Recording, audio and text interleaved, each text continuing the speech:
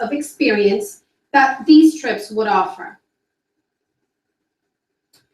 Westtown's mission challenges its students to realize their individual gifts.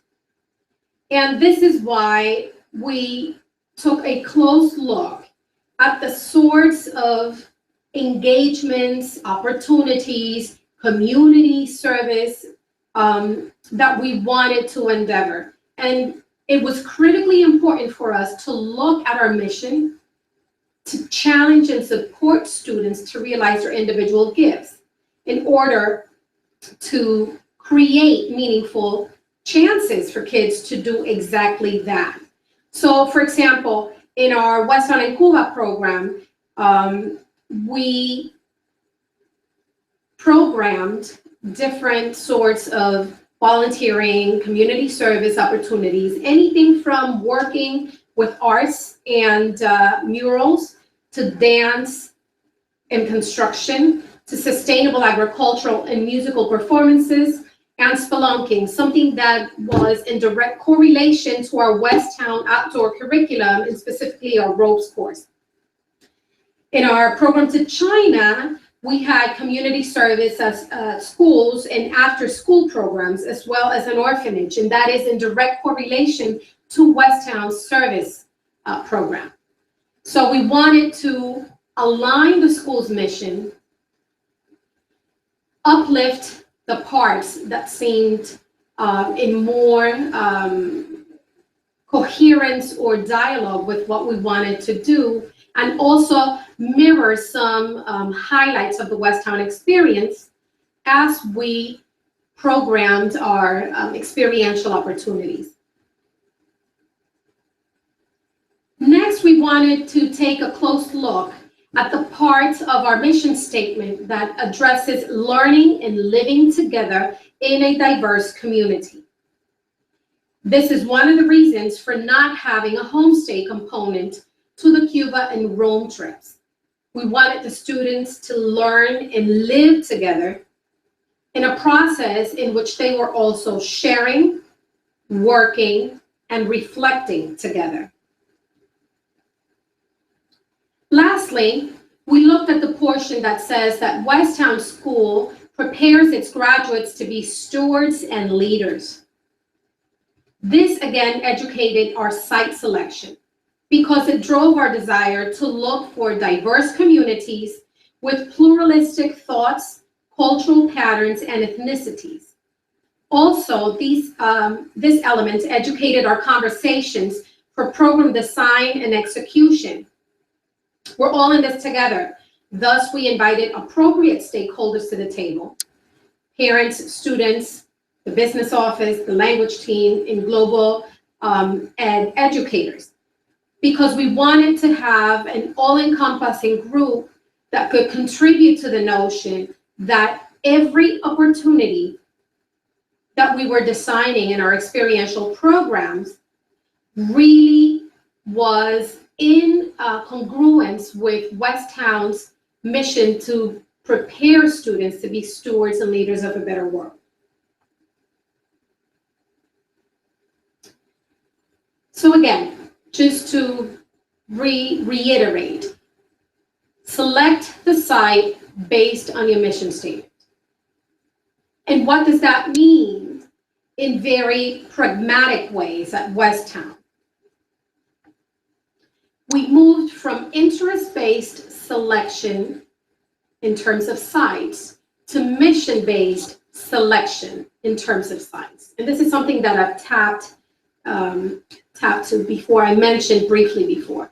But when I inherited this department, we had programs to Mexico and Spain. And the students had very traditional exchanges in which they were hosted by very affluent families in specific communities where the experience was very homogeneous. As we looked into our mission and affirmed those elements of a Quaker philosophy of education, we understood that in order to fulfill that mission, our site selection needed to shift. Thus, a selection for Cuba as a substitute for what we did in yesteryears. Yeah, let me chime in a little bit, Monica. So I worked at other schools as well, and having a mission-based program makes it easier to have the conversation with your administration and with your parents as to why you chose the location you decided to go with. So in the case of like Cuba, with so many Spanish-speaking countries, kids already come in with an idea of where they want to go. They want to go to Spain. They want to go to Costa Rica. They want to go to these places that are fine and excellent, as long as they align with the mission for your program. And in our case, being that we have a global leadership program here, we're expecting quite an amount of community service. Cuba was a good choice for us. There are many other countries that can be good choices, but Cuba was good for us based on who we are as a school and the contacts that we have. Spain would have been a little bit more challenging to accomplish all the things that we'll show you in a few minutes. So again, reiterating what Monica was saying, having a mission statement, having lifted up elements of that mission statement and designing for your mission makes it a whole lot easier to defend and explain to families and administration why you chose the country you chose. Absolutely. So let's move on. Have a vision for global leadership. In our case, we wanted to consider our school's vision and its statements.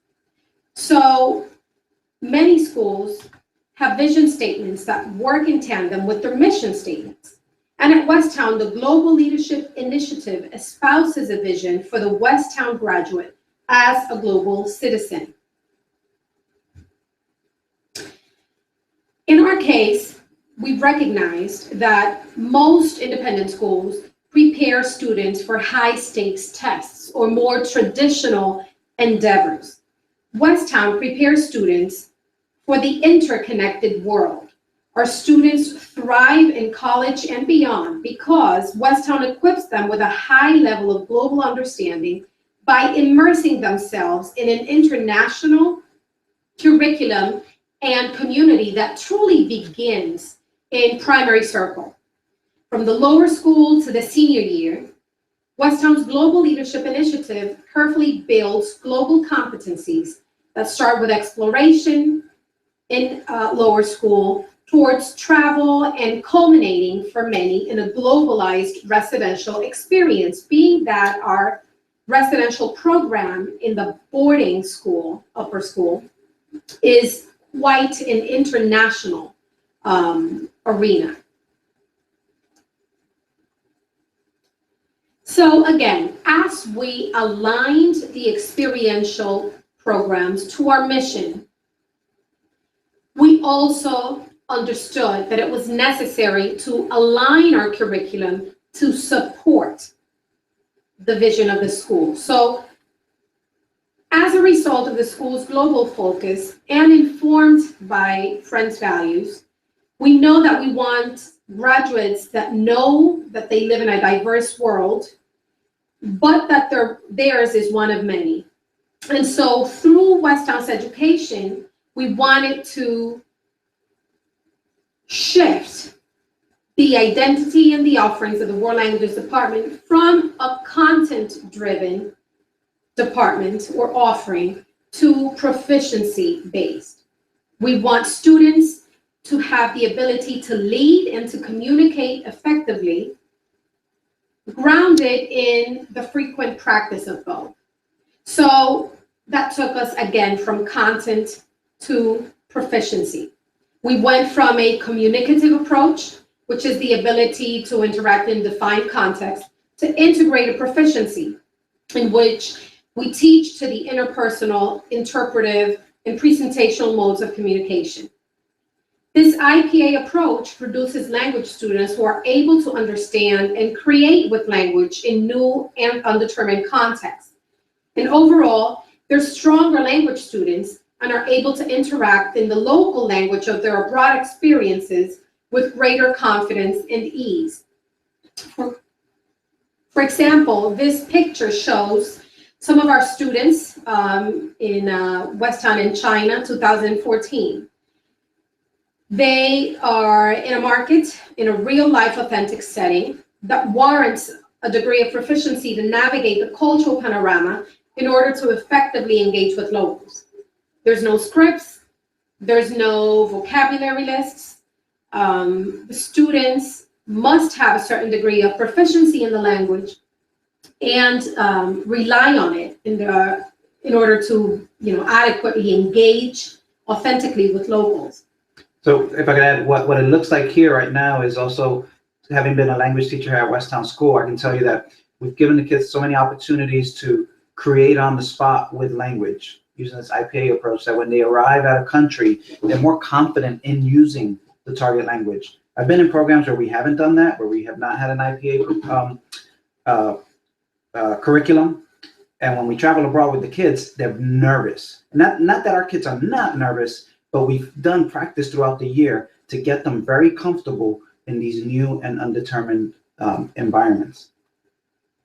This next picture is important because this is a picture of our Living Latin program that took place in Rome in 2015. And as you can see, the students that are in the center of the picture on stage, it's real life usage of an otherwise dead language in an authentic setting. I mean, it doesn't get any more alive and real than this. When you have students using Latin in an authentic setting in order to perform and communicate with each other, which is something that is quite different from other Latin programs. This next picture shows our students upon arrival to Guadeloupe. They received maps of the city of St. Anne and were then expected to navigate the city using a buddy system and return to a specific place by a certain time without any other guidance. The ulterior motive was to have students immerse themselves in the culture, in the sights, and the flavors, and the sounds of the city of St. Anne. And upon arrival, they were just given the basics, no prescriptions, just, a city map to guide themselves and go discover on their own. So, again, aligning the curriculum means that as we moved into advanced courses, especially, we start to teach the lit and culture of the destination because we want to facilitate a deeper understanding and preparation for the experience abroad. So let me give you some examples. We have a 5th grade program to Puerto Rico. This year, the inaugural all-school assembly for Hispanic Heritage Month in September was centering on a bomba en plena performance from the Centro Puertorriqueño in Philadelphia. The students throughout the year read short stories and they interview Puerto Rican teachers who work at Westtown School. In Latin, they read specific texts that take place in the sites that they're going to be visiting. In upper level French classes, we focus on exposing students to Afro-Caribbean lit and current events.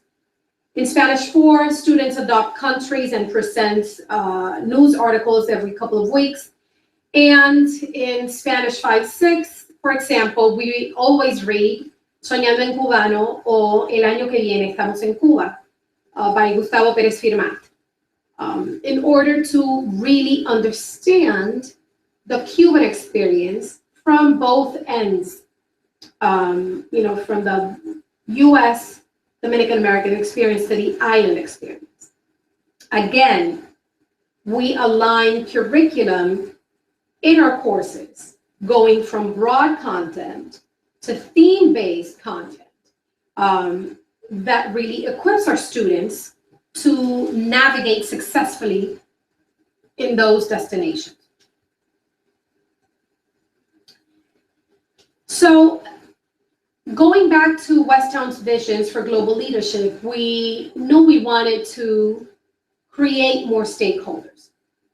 So we did away with the notion that the programs sponsored by the World Languages Department were teachers' trips. These were now department offerings. The alignment change that you're looking for doesn't happen in a vacuum. So we created a team for this work. In the case of our department, every language is involved in the process. For example, the French, Spanish, Latin, and Mandarin teachers work together to standardize experiences, select students, and develop evaluative rubrics. We agree on levels of execution and risk management approach, among many other things. Again, we wanted to move from specific teachers taking trips to creating a community of stakeholders that would help us and support us build what we wanted to build. So we ended up with all languages teaching toward proficiency standards. We now define all of our experiential programs as department offerings versus a teacher's trip. And these are departmental decisions. These are not made in a vacuum. You know, it's not like a yesteryear approach in which the lead French teacher went, you know, with a group somewhere where he or she had friends or, you know, some kind of kinship. So let's recap our first section of this talk. Let the mission and vision drive the design. Focus on select parts of the mission and vision and uplift them. Based on these, choose your sites. Support the experience through the curriculum and create a team of stakeholders and decision makers. Now let's talk about authentic engagement.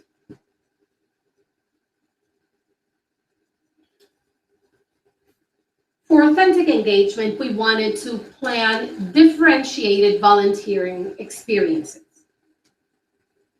And these are not just your run-of-the-mill experiences, but again, people-to-people experiences, art and culture, sustainability, education, religion, sports, etc.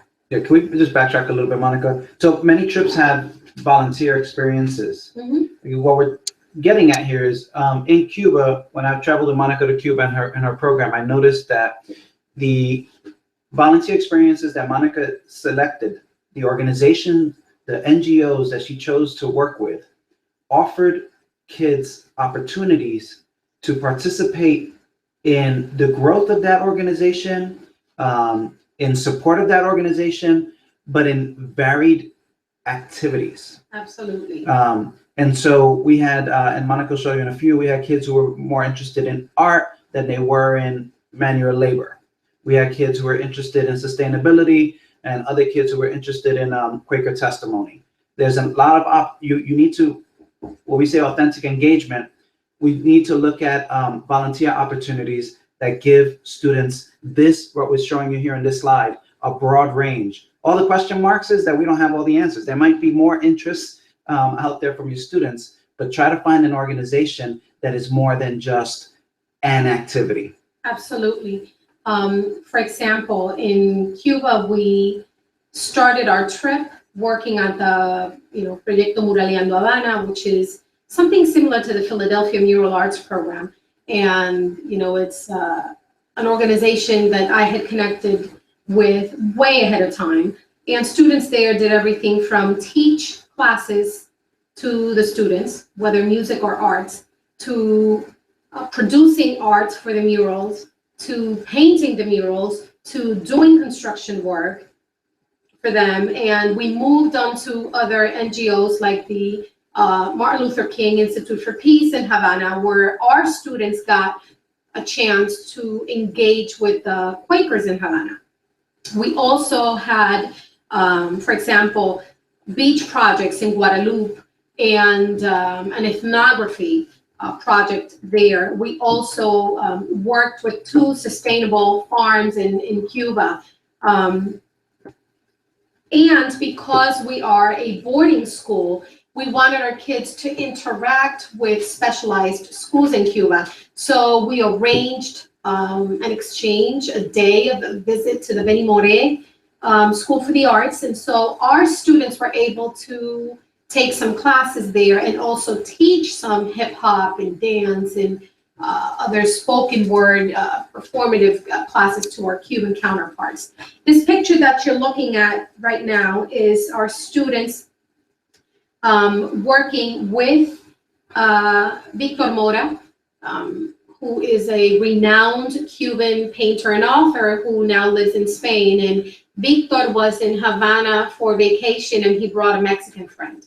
Thus, to the left, you see the Black children with big eyes, which is the signature style of Victor Mora. And to the right, you see the calaca, the little girl with face paint that's elusive to Mexican culture. The next picture shows our students in China working with small children in an orphanage. This picture is a lovely representation of what our fifth graders are able to do as they visited a public school in Puerto Rico for a couple of days. And this is a language arts class in which they were able to read to each other. So students from Westtown School were reading in Spanish to the Puerto Rican kids. And then you have the Puerto Rican children reading to our students in English. And this one is from Guadalupe this year. Our students were able to engage with middle school students, and they facilitated some language arts activities and some play and sports activities as well. So part of the authentic engagement, going beyond the differentiated volunteering, has to do with planning a residential program. Yeah, I can speak to this a little bit. So I've done residential work for Middlebury Interactive Languages for about 5 summers already. Been involved with, Monica and I have both been involved with boarding programs. Westtown School's a boarding school. We have a pre-K through 12 program, but beginning in 9th grade, students have the opportunity to board with us. One of the things that we're trying to highlight here is when you study abroad, when you take a trip abroad with your students, sorry for using the word trip, when you have an experience abroad with your students, it's very important to plan a residential program. It's often overlooked. Yes. You end up at many times having an academic itinerary, and then it ends when there's downtime. And this is where you have an opportunity to make a very transformative opportunity for your kids. Okay, so we're defining residential program as anything outside of your academic itinerary. So that could actually be a residential program, could also be in the morning. Mm-hmm. It could be that moment, before getting on the bus. So from the time they wake up, it could be breakfast. And sometimes you might have an hour. In our case, we had about an hour and a half between the time the students were getting up and the time they were boarding the bus to go to do whatever activity we had in Cuba. And then when our evening ended, which varied, but in general was anywhere between 5 and 7, we then had that time that students are awake before they go to bed.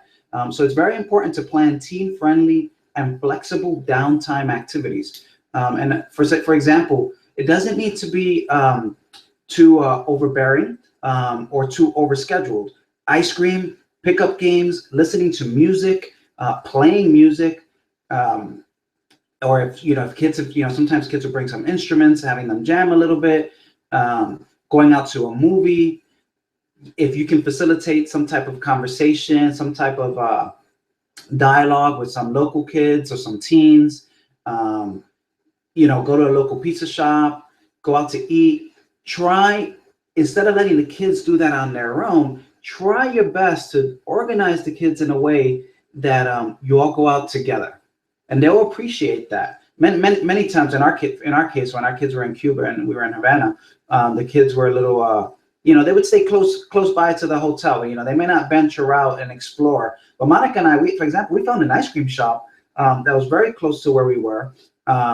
We got to meet some of the locals there. And then we brought our kids over. And it seems like such a small thing, right? You know, if you write this down on paper, you say, go get ice cream. Doesn't sound like much. But when you are abroad, you're in a different country, meeting different people, experiencing a different culture, and you can help facilitate that interaction, it goes a long way. Okay, so again, not overwhelming. Also, if you program it to consume just enough time in the evening, you can also avoid some of the misbehaviors that come along with working with teenagers. Again, I've traveled to the Dominican Republic with kids, and I can tell you there that the alcohol laws are very loose, and alcohol is pretty much everywhere. So having activities for the students in the evening where I can sort of work with them keeps them from getting in trouble. You know, not that we take naughty kids abroad, but you know, when you're 17 years old and all the other 17-year-olds are having a nice cold beer in the evening, the temptations are greater than our kids sometimes can handle. Absolutely. Okay, and if you're aware of these opportunities, if you're paying attention to these little moments, you might find that some opportunities present themselves. So for these three pictures here, one, we had an opportunity in Cuba where our kids went and got a haircut. It just popped up. Our tour guide, one kid said that, you know, was talking about his hair being too long. A tour guide said, hey, I know a spot. And sure enough, we ended up having some boys and girls go to get haircuts.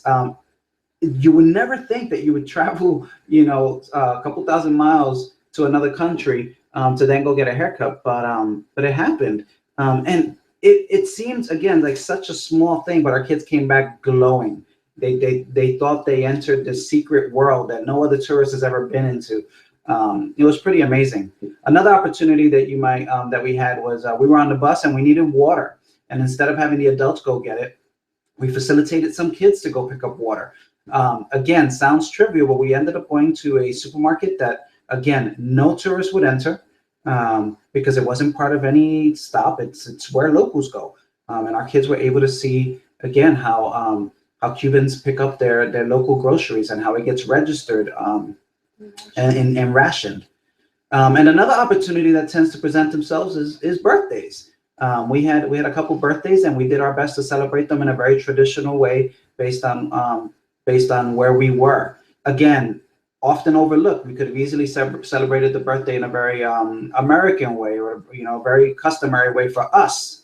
But we decided to go with a customary way for the place that we were visiting. All right, and finally, with all this planning that you're doing and trying to keep the kids busy, it's important to plan rest. Okay, easy to overlook. You want to maybe keep the kids busy till bedtime, but if they don't rest, they're going to get cognitively exhausted, which will lead to some grumpiness, some moodiness. Definitely leads to homesickness. It can lead to behavior issues. Homesickness can manifest itself in many, many ways that you don't want to experience while you're abroad, including misbehavior and eating disorders. So you want to make sure that your kids are resting, and you want to plan some time for that. Okay, even if it's some downtime. So sometimes we would get home early from wherever we were, and we'd plan some downtime. We'd tell the kids, go relax, go take a nap, go by the pool, you know, go find a place and journal. Plan some recovery time for your kids. And this is what authentic engagement and good downtime looks like. Oops. Oh, sorry about that, folks. Let me get this to, if I get this to play. Oh, we had that playing a little while ago. Oh, sorry. The kids were having a good time there. Yes. All right. So to recap, volunteer and make sure that there are varied options. Create a residential life component. This is integral to the success of your program. Please do not overlook it. Be as intentional with your residential life program as you are with everything else. Guide students through opportunities for authentic engagement in their downtime. This is also extremely important and will contribute to success and a great feeling of satisfaction, especially on the part of the kids, but also on the part of the adults. And then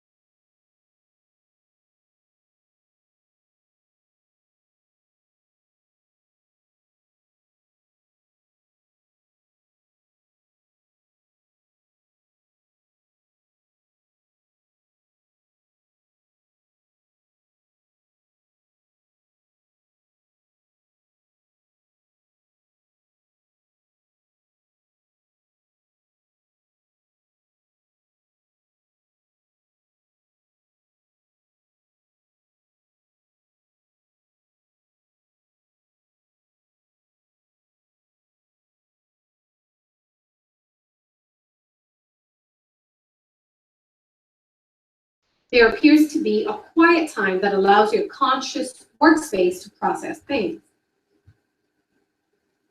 During these periods of silence, your brain has the freedom it needs to discover its place in your internal and external world.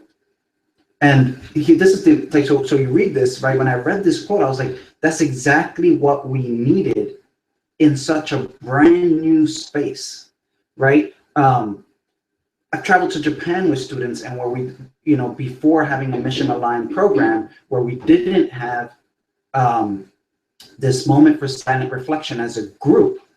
And some of the precious time that I had when I was in Japan was actually by myself in my hotel room, because I was just too overwhelmed from everything that I was seeing. It was just, I needed a little bit of a breather, a little bit of a break.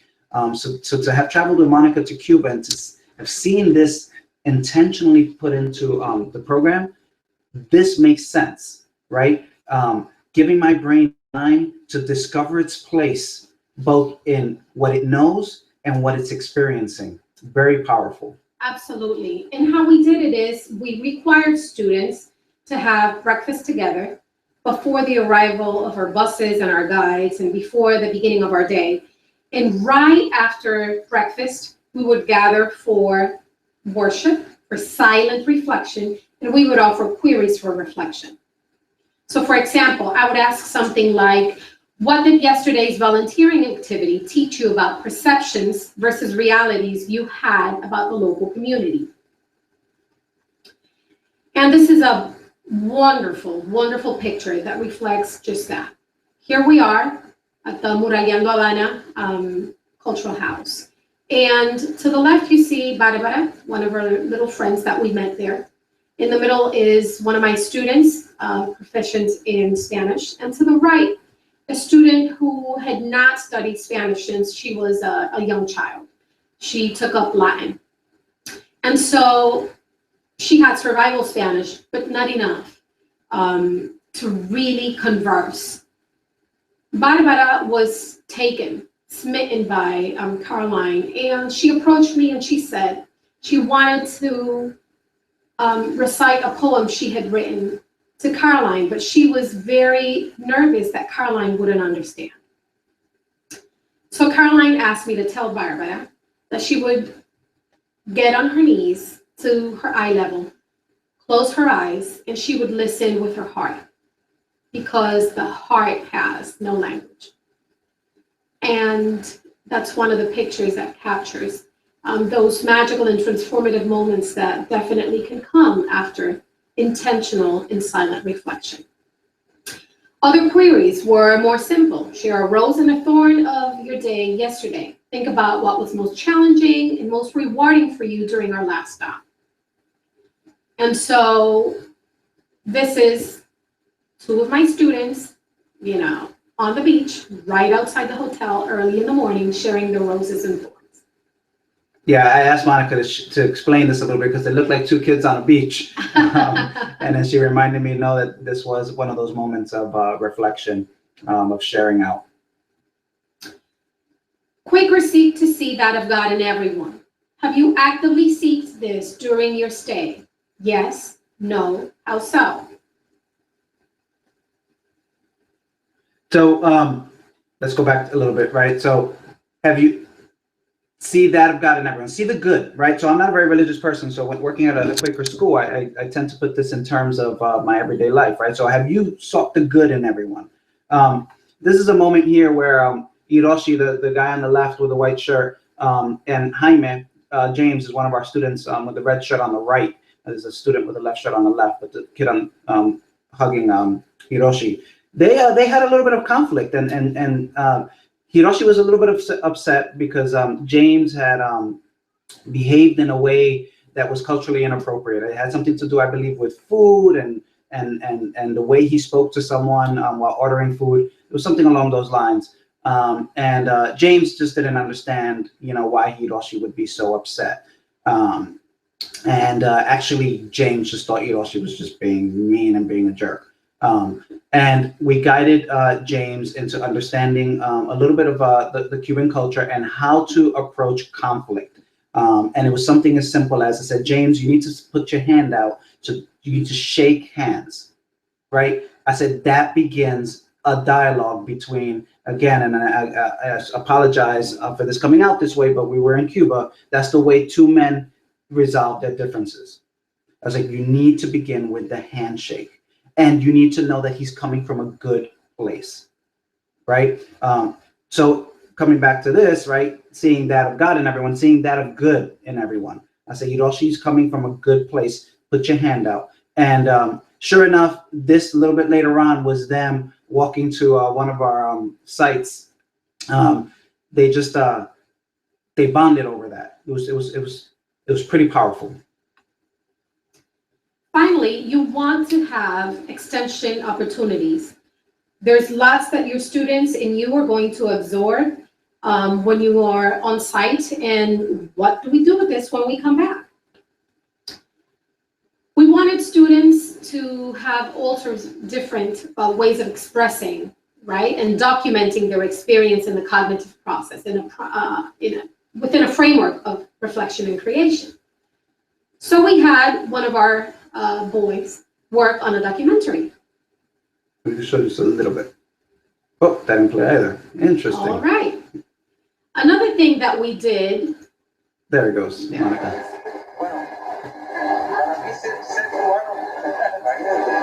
Ser cubano para mí es todo.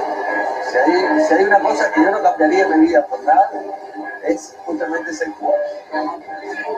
Cubano significa tener el corazón inmenso, amistad, solidaridad, hermandad.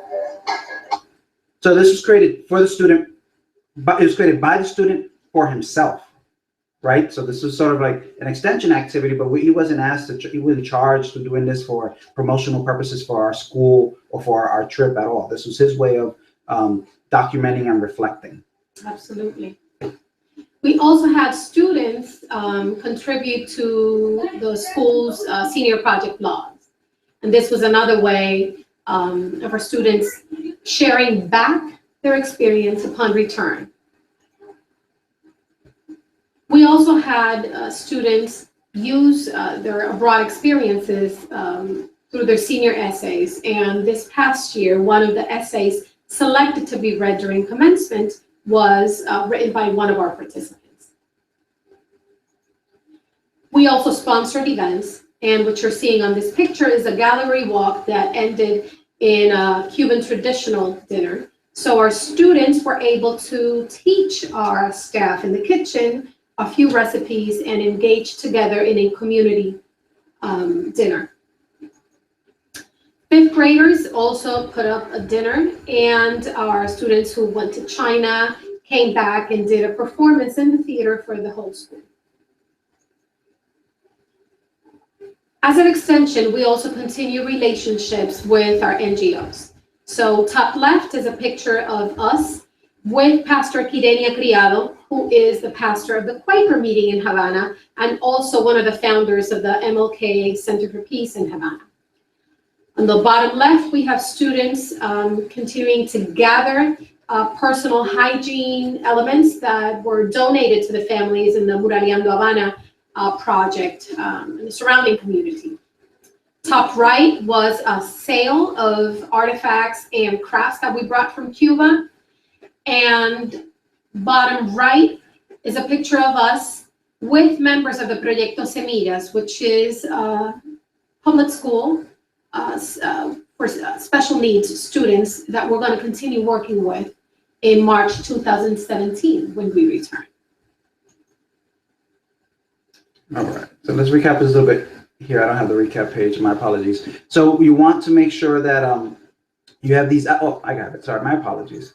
So how might you align your study abroad experience with your school's mission, strategic initiatives, and curriculum, all for the purpose of trying to create this transformative experience?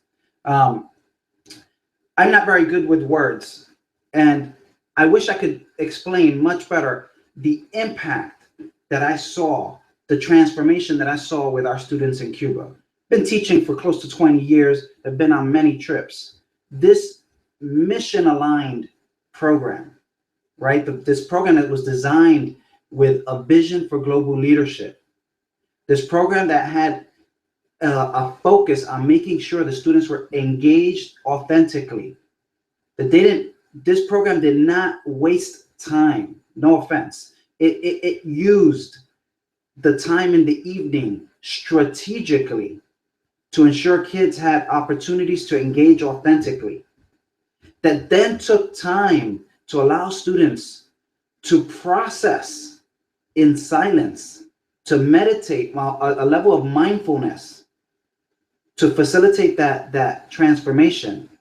And then came home and continued the work. The trip did not end at the Philadelphia International Airport. The experience did not end there.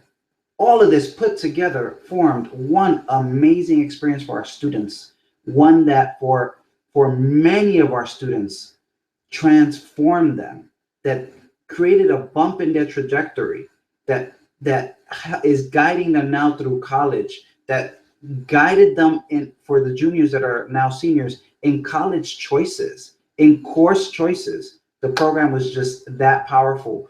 And again, we went with a company, but Monica was able to, using these five elements here, she was able to adjust the ready-made itinerary. Absolutely. In a way that allowed for transformative opportunity. And what we have done is we have found a formula to make it happen. And we have now utilized that same formula for every other program. Westtown in China, Westtown in Guadeloupe, Westtown in Puerto Rico for 5th graders, Westtown in Cuba, Westtown Living Latin program, whether Rome or Greece. We look for partners, third-party providers that can honor our desire to uplift those 5 elements. We're not going for the cookie cutter trip. We're going with someone who can accommodate a program that will uplift our mission statement, our vision for global leadership, that will offer authentic engagement, that will support silent reflection for transformation, and finally, will help us extend the experience at home. So we know there are a couple of viewers here. If you have any questions at this point, feel free to ask either on the Google Plus page or using the Q&A. And if not, that's perfectly fine as well. We'll hang on the line for a few minutes.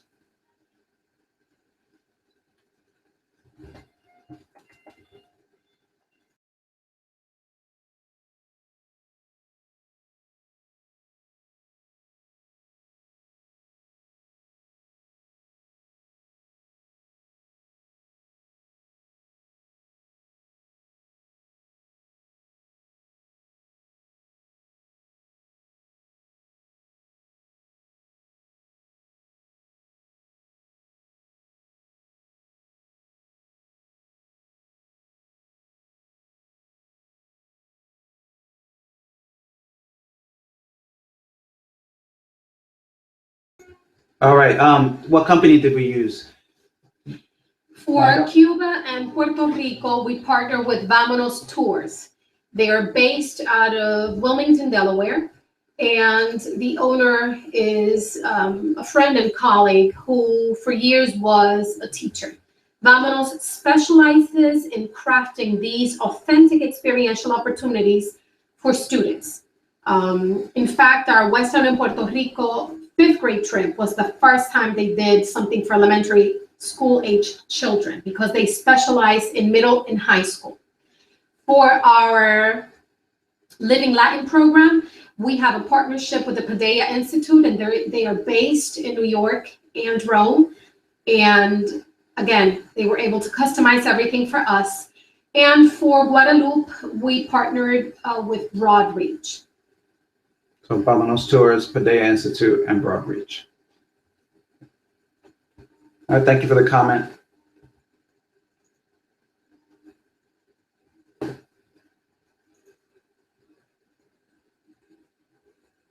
Okay, well, thank you for coming. Thank you so much. This is it. All right, have a great day. Bye.